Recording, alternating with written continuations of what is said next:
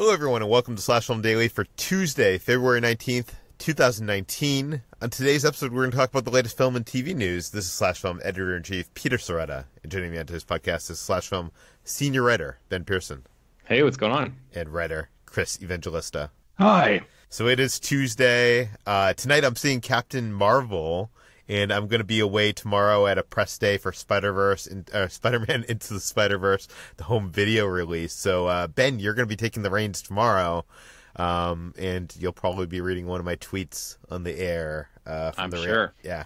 So look forward to that tonight. If you want to stay up, it'll probably hit slashfilm.com in the Twitter sphere around like 9:30 p.m. Pacific time. But, okay, let's jump into the news. Let's start off with Amazon. They're kind of changing the way they're looking at releasing movies. Ben, tell us about it.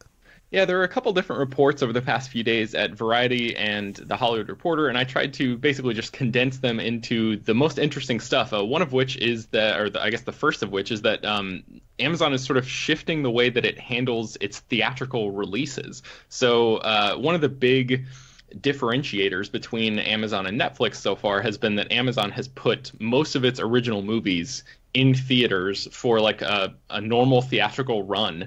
And Netflix obviously has sort of been hesitant to do that. But now Amazon they're looking to acquire finished movies. They're also going to keep producing its own movies, but they are also looking to change the release windows. Jennifer Salke, who is the head of Amazon Studios, said you'll see less of the 3-month window and you'll see different variations. In some cases, it'll be important for us to get the movie quickly to the service while still following through with a theatrical release that feels much shorter, 2 weeks even, 2 to 8 weeks.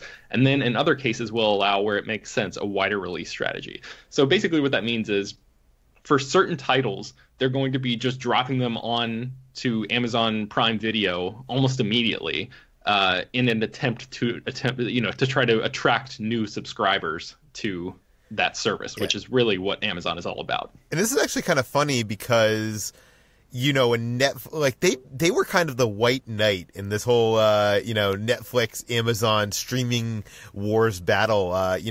With theater chains, they kind of were, taking the stance, we're going to release our movies in theaters, as well as eventually put them on Amazon Prime Video, and where Netflix was like, we want day and date, and theaters don't want to work with us, and blah blah blah blah blah. And now it seems like the tide is changing a little bit.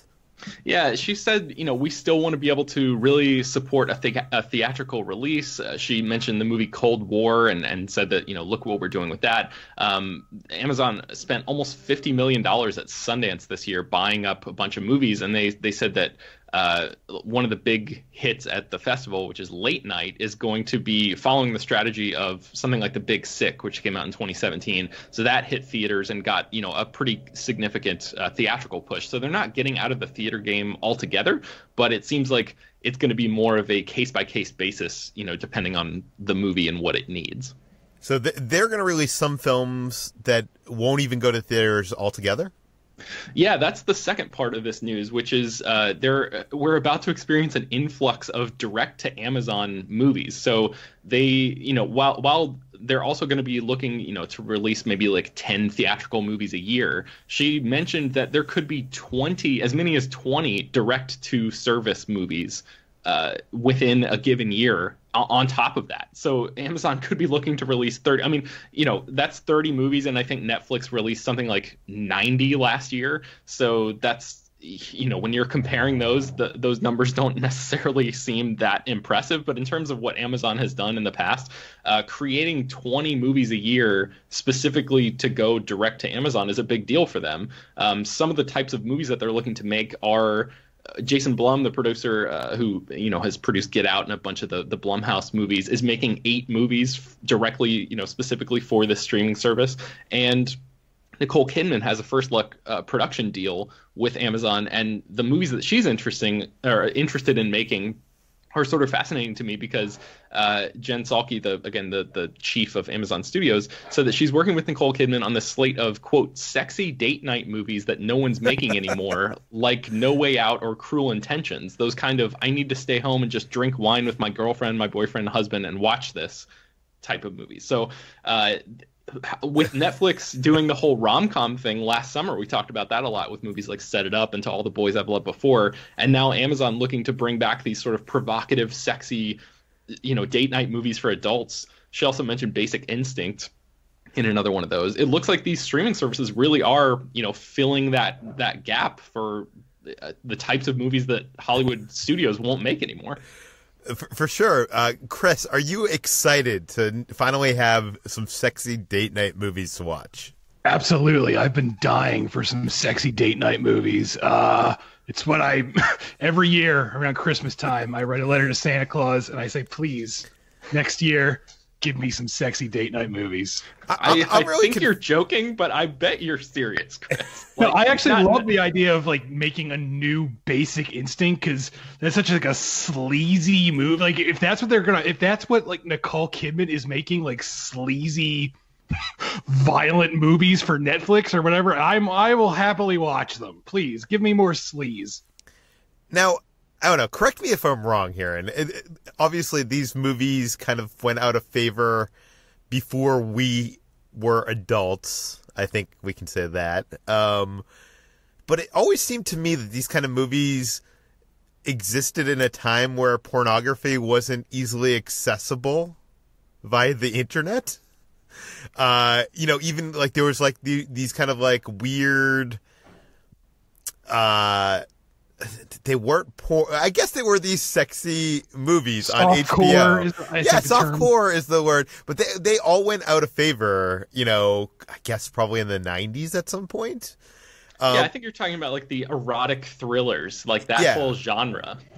So now that people can actually get what they're looking for and that kind of thing, is there really even a market for the in-between? Sometimes people want more, Sometimes, Peter, I want a plot. It's not all titillation. I want a story.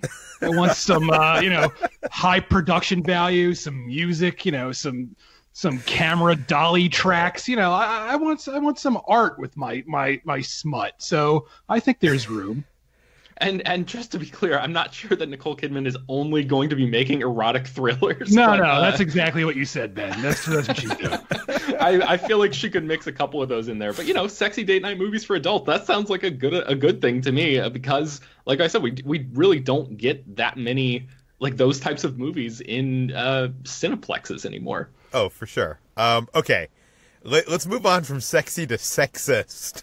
And let's talk about Rotten Tomatoes, which has kind of been the center of a lot of toxic fanboys and just toxicity as a whole. It kind of started around... When did it start, Chris? Do you know, was it Last Jedi? It was before that? What toxic fandom? Or... No, but there was some attacks on Rotten Tomatoes. There was... it was before that. It was, I would say, The Dark Knight, really, where... anyone who dared give that a negative review, people were getting death threats. Critics on there were getting death threats for giving that a bad review. Yeah, I guess what I'm talking about is the audience score. There was these organized attacks on the audience score, and I think it started with the Last Jedi. I mean that's when it came most to the forefront, I guess. Yeah, and now it seems like they are targeting Captain Marvel, the newest Marvel movie. Yes, here we go again. I'm tired of this. As I wrote this story, I just kept sighing and being like, God, why does this have to keep happening? But it does, because that's the hell we live in right now. So Captain Marvel, as we all know, is coming out very soon. And even though no one has actually seen it yet, as Peter said, he'll be seeing it tonight, but he's part of the first wave of people to really see it. Even though that hasn't happened yet, people on Rotten Tomatoes under, the fan review section are already trashing this film and trying to, lower that Rotten Tomatoes fan score. If you've ever been to Rotten Tomatoes, there's two scores. There's the critic consensus score, and then on the side there's the audience score.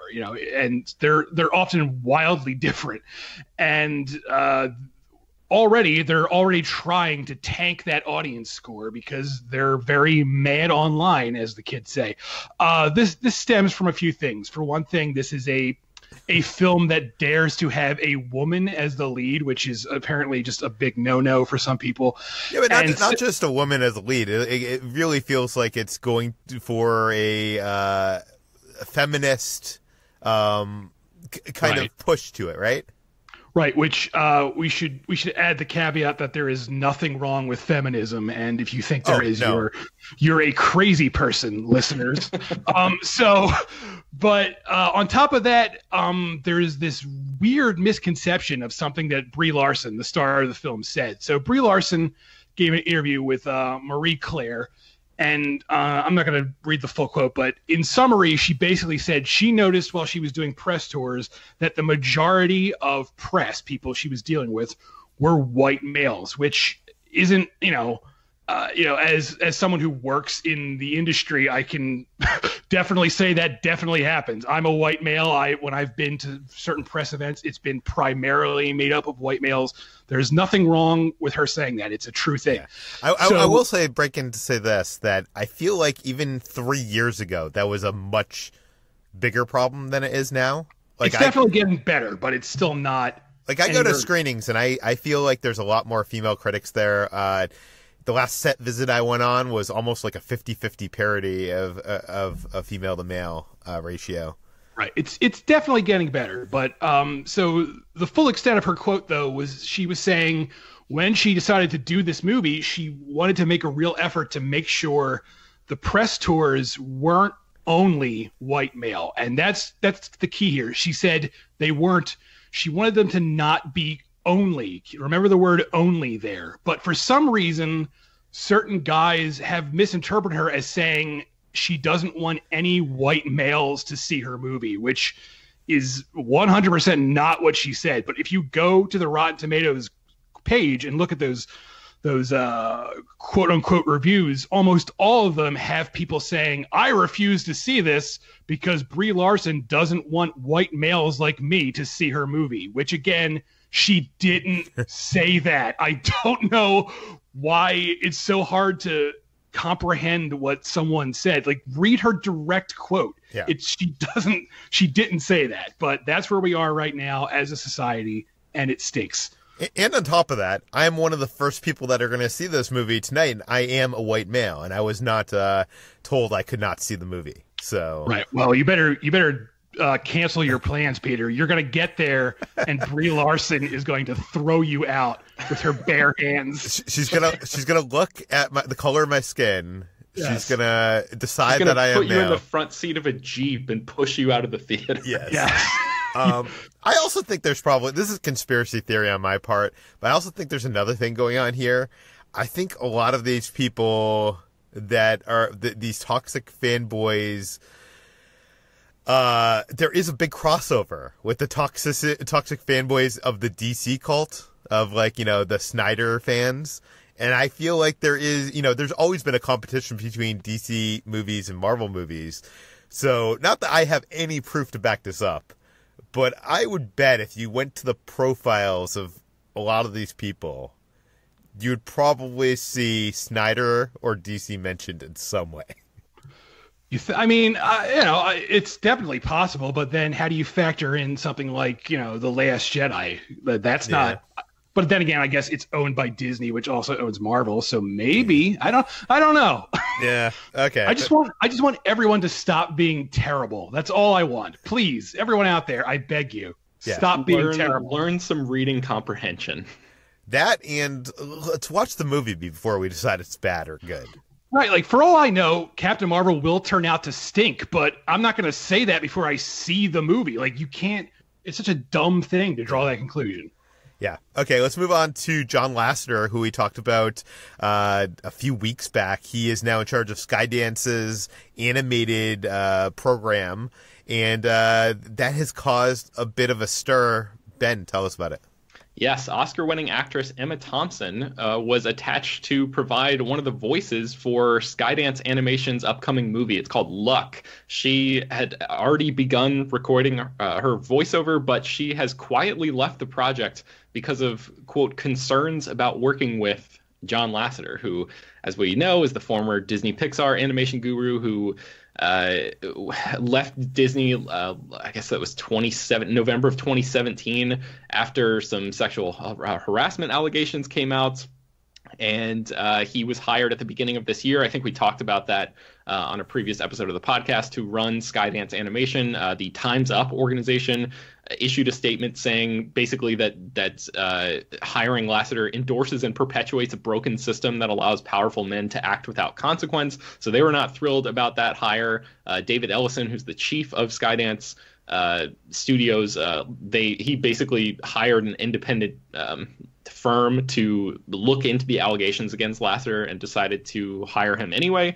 So but Emma Thompson is not taking it. She decided to just leave the movie. So this movie is supposed to come out in 2021, so they have plenty of time to find somebody else, but good for her. I mean, if she doesn't feel comfortable in a working environment, she has every right in the world to just walk away from it. So she was going to be playing the head of an organization. The movie it's a comedy that follows two sides, two organizations that represent, one organization represents good luck and another one represents bad luck. And these organizations basically are in constant conflict to affect the daily lives of everyone on Earth. And Emma Thompson was going to be voicing the head of the Good Luck organization, but now she has left the project. I feel like Emma Thompson's at a point in her career that she can make these choices.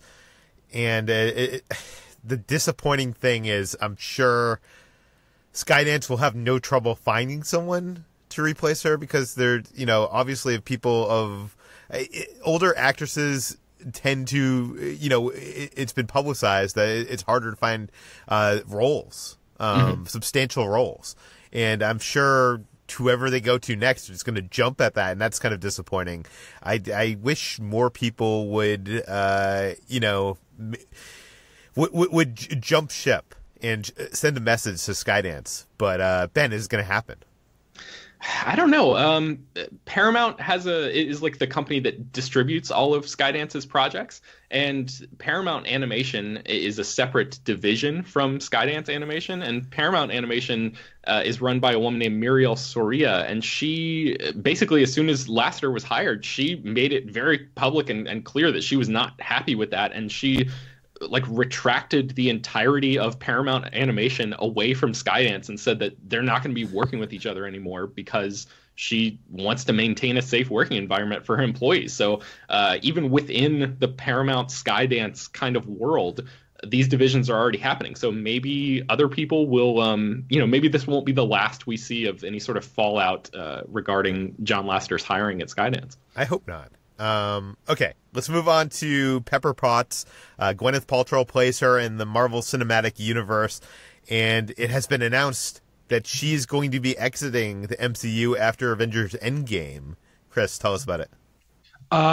We all probably could have guessed this because Robert Downey Jr.'s contract is pretty much up, and it's pretty much assumed that he's done after Avengers Endgame. And not to say Pepper Potts can't exist without a male character, but so far in the MCU, she's only appeared as, a part of Tony's life. So if Tony's gone, it's very unlikely that Pepper will still be there. And Gwyneth Paltrow, she did an interview with Variety, and she confirmed that Endgame is the end of her tenure as Pepper Potts. At the same time, she says, if they ever say, do you want to come back for one shoot, she'll do it. But she also says this is the end. Now, you can make of that what you want. You can assume her character is dying. You can assume she's going off into the sunset. You can feel free to speculate wildly, but just know that after Endgame, you're not going to see her in that role anymore. Her character is one of the only people that have put on the Iron Man armor, other than Tony Stark. So if Tony Stark were to die, I guess we're not going to get Pepper Potts replacing him. No, it seems 100% unlikely that will happen. Yeah, I would have predicted that. It'll be interesting to see what the fallout is from Endgame and if Pepper Potts even survives and who survives. But okay, let's move on to another Marvel thing. Talking about devastation, Netflix is kind of canceled, or hasn't kind of. They have canceled all the Marvel television shows at this point. This week, announcing that they are canceling Jessica Jones and The Punisher. I don't think that comes as any surprise here. They've been canceling everything. But I think the big real news here is that Marvel, the head of TV at Marvel, Jeff Loeb, has published a statement online, and that gives fans a little hope. Yeah, exactly. So I think, it's important to mention right up top that Jessica Jones, the third season, has been shot, and that will air on Netflix, but the show has been canceled, so it just won't be renewed. I was reading a little report in the Hollywood Reporter today, and they said that basically Netflix canceled it now because a lot of the actors from Jessica Jones are auditioning for like broadcast pilot season, and they didn't want to sort of be on the hook, like waiting around wondering what was going to happen with the future of that. So it seemed like this is actually like a nice move on Netflix's part to just let these actors go. But yes, in terms of the future of these shows, Jeff Loeb, who's the head of Marvel TV, said, "Our network partner may have decided they no longer want to continue telling the tales of these great characters, but you know Marvel better than that. As Matthew Murdock's dad once said, the measure of a man is not how he gets knocked to the mat, it's how he gets back up. To be continued! Exclamation point." So, like, he's teasing something about the future of these characters and these shows. Again, we don't know what this is. We have never known what this is because everyone involved with all of this Marvel Netflix stuff is being so vague about what is the next step for these characters in these shows. Are we going to see them in the same form with these same actors? We don't know. It seems unlikely to me, especially if Netflix specifically let these actors know that they're free to go, take auditions for broadcast pilots and stuff. It seems like everyone's just sort of being scattered to the winds, but these characters belong to Marvel, and I can't imagine that they're just going to let them die forever. So, Peter, what do you think is going to happen here when all is said and done? I feel like we talked about this enough on this podcast, but I feel like they're going to have to reboot them. But I don't know. This statement from Jeff Loeb makes it seem like there's a possibility of these actors reprising these roles on, in a Disney movie or TV show somewhere else. But he doesn't quite say that, right? Like, yeah, he just says these great characters. So, yeah, I don't know. Yeah, I don't know either. Let's move on to Avatar 2, because I know everybody is super excited for the Avatar sequels that are coming up. James Cameron has recently done some interviews giving us some insight on where the sequel is going to take us. Chris, what do we know? Yeah, James Cameron, he's out there doing press for Alita Battle Angel, and it seems like all he's been talking about during this press tour is the 4 Avatar sequels that are headed our way, because everyone wants to know what the hell's going on. And he stopped by the Empire podcast and dished some info. And it boils down to the character of Jake, and I don't even know how to say this character's name. Neytiri? Let's say that. Neytiri, I think, yes. Yeah, Neytiri, Zoe Saldana's character. We all know at this point they're married in the sequels, and they have like 30 children for some reason, and apparently they're going to have some marital strife and be getting in some big marital disputes. And according to James Cameron, it takes the film, at least Avatar 2, it takes it into some very dark places. And he also calls the 4 films in general an emotional roller coaster. And I think that's important to note because not to knock Avatar. I know lots of people must have liked that first movie because it made all the money in the world. But when I think back to the first Avatar, I don't really think of emotional stakes. I think of, the special effects. I think of the 3D. I think of that stuff. I think of the action. I don't think of things in an emotional way. So I kind of feel like the fact really, that James...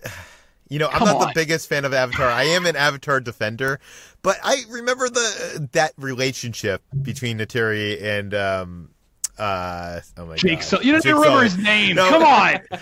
No. Like I there were some real tender moments, and that like moment near the end. Spoilers for Avatar, which is the most watched film in the world, I guess.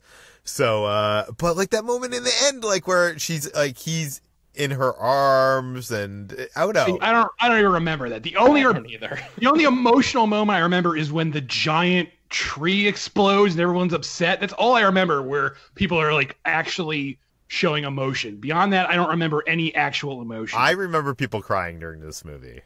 Actual people or like the blue people in the movie? No, you mean like the actual audience? All right. Well, look. Will you let me finish my point here, Peter? Okay, and then you can go ahead. My point is, I've heard this criticism from other people too. It's not just me who thinks Avatar is low in emotional stakes. So I kind of think that James Cameron has been clued into this criticism, and he's deliberately decided to address it with these sequels, which I'm positive about. I think if he really is trying to up the emotional parts of these films, actually, I will enjoy them a lot more. I said this recently, but I rewatched Terminator 2 recently, and I was blown away, not just by, how well that movie holds up as an action movie, but there's like really emotional stuff in Terminator 2, which I think people actually forget about because they just think about the effects. So I like that James Cameron wants to bring actual emotional stakes into these films, and I hope he does. See, we need to get an email campaign to get Chris to rewatch Avatar in preparation for the Avatar sequels. No. I don't hate Avatar. I liked it when I saw it, but I've never felt an urge to ever see it again after I saw it in theaters.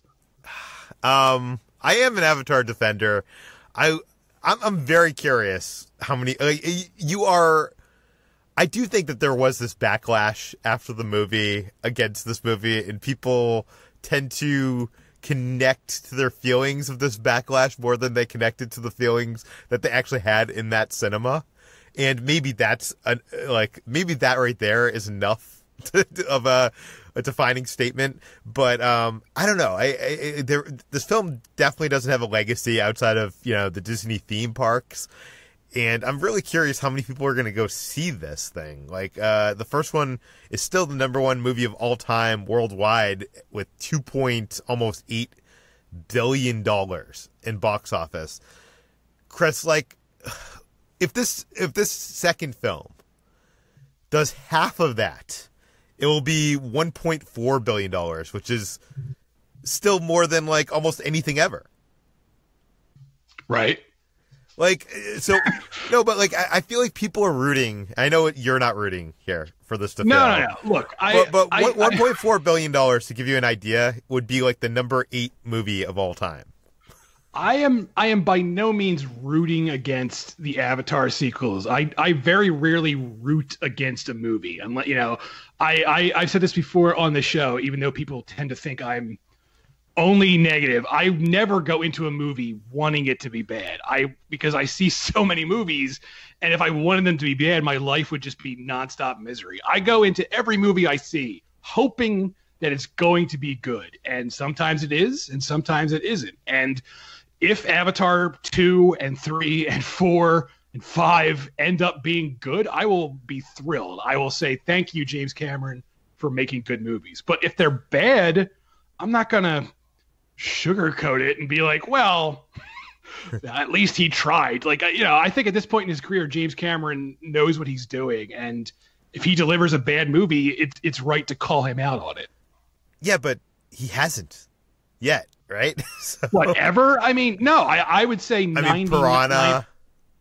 Yes, I guess 99% of his movies I think are great. Avatar is the only one I really don't love, and I don't even hate it. I just don't love it. But so I think that all of this is a completely reasonable reaction, Chris. Your reaction to all of this news, based on what we've seen in the first Avatar, strikes me as profoundly reasonable. To be positive and looking forward to a movie that James Cameron is making not ruling it out, not counting it down, not rooting against it, and being excited about him talking about upping the emotional stakes for a sequel sounds like the correct approach to me. I don't know. Yeah, I don't know what else to do. I get defensive about this because for some reason people get really angry with me if I say something even like slightly negative about Avatar. And like, what do you want from me? I'm just being honest. I'm not trying to trash it.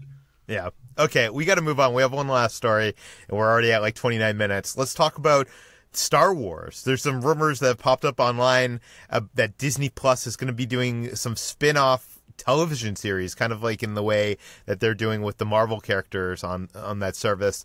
Ben, what do we know? Yeah, so to be 100% clear, the only Star Wars related shows that we know for sure right now are in development at Disney Plus are Jon Favreau's The Mandalorian. Diego Luna is going to star, which, by the way, just wrapped production. Okay, all right. Diego Luna is going to reprise his role as Cassian Andor in a Rogue One prequel show, and then the animated Star Wars Clone Wars series.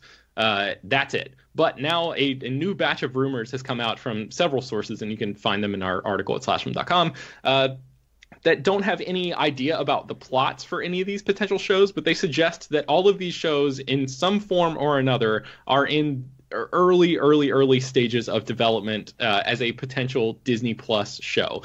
I don't know. We haven't been able to verify if any of this is true. It's not completely unreasonable to think that Disney Plus and Lucasfilm, they're working on any of these shows because, Disney Plus is going to need original content, and Star Wars is one of the most popular properties that they own. So I'm sure they're developing something. We just don't know for sure if it's these shows. But I'm just going to run through these really quickly and let you guys know what what shows are rumored to be in development. So shows based on the following characters: Lando Calrissian, Kira from Solo: A Star Wars Story, Finn, Poe Dameron, young Princess Leia, Captain Phasma, Rose Tico, the Knights of Ren, and something called Darth Bane, which I've never heard of before this, but is apparently a character who was mentioned in one of the Star Wars, I guess, novels, and then appeared briefly in the Clone Wars. He was voiced by Mark Hamill. He's like an ancient Sith character. So, yes, that is the latest rumor, is that all of these characters have shows in the early stages of development.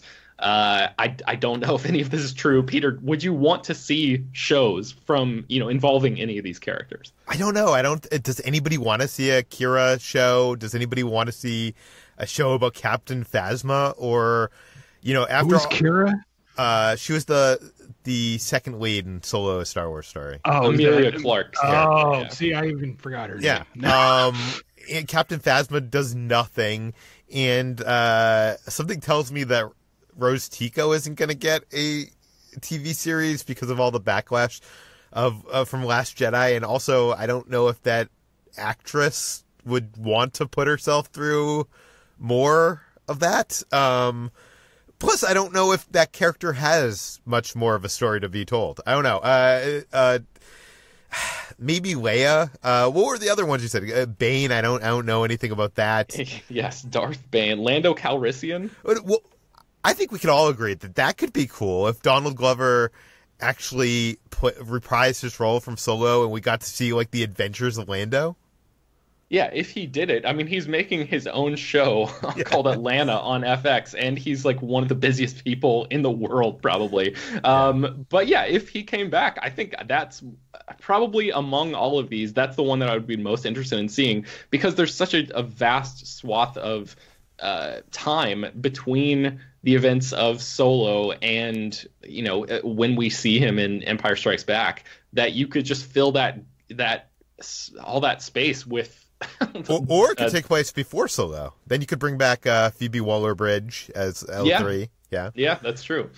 And they already have the set of the Millennium Falcon, so you could just use that. It could be cheap, but yeah, you're right. I think Glover his time is valuable, and Solo didn't really make that much money. I don't know. All of this seems really weird to me because it seems like Disney and Lucasfilm took a step back after the box office failure of Solo: A Star Wars Story and decided we're not going to do these spin-offs at this point. We're going to take a breath. And all of these ideas seem like ideas that they probably would have had before that moment in time. But now... Yeah, the only thing I can think of is maybe they were thinking we don't want to do these spin-offs theatrically, but maybe it would work on Disney Plus. That's the only, workaround to that line of reasoning that I can come up with. I do want to mention that StarWarsNews.net just reported while we were on the air that there is an Obi-Wan Kenobi series in development to be made for Disney Plus. And out of all these, this is the only one that I have heard rumblings from.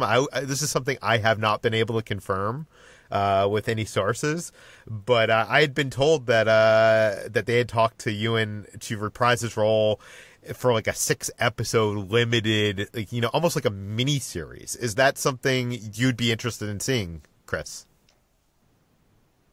I don't. I know I'm the odd man out here, but I don't really care about that character as much outside of the films. I mean, I like Ewan McGregor, and I think Obi-Wan Kenobi works really well in the Star Wars franchise, but I feel like giving him his own show or giving him even his own movie would end up being the same thing as Solo, where it takes some of that mystique away. Like Han Solo worked so much better as a supporting character, and the minute you make him a lead, it sort of takes something away. And I feel like the same thing would happen with Obi-Wan, but maybe I'm wrong. There's this fantastic Mythos statue that was released by Sideshow Collectibles that imagined what Obi-Wan looked like in between episode 3 and episode 4, and it was kind of a combination of Alec Guinness and Ewan, and I don't know, it's a really interesting look, and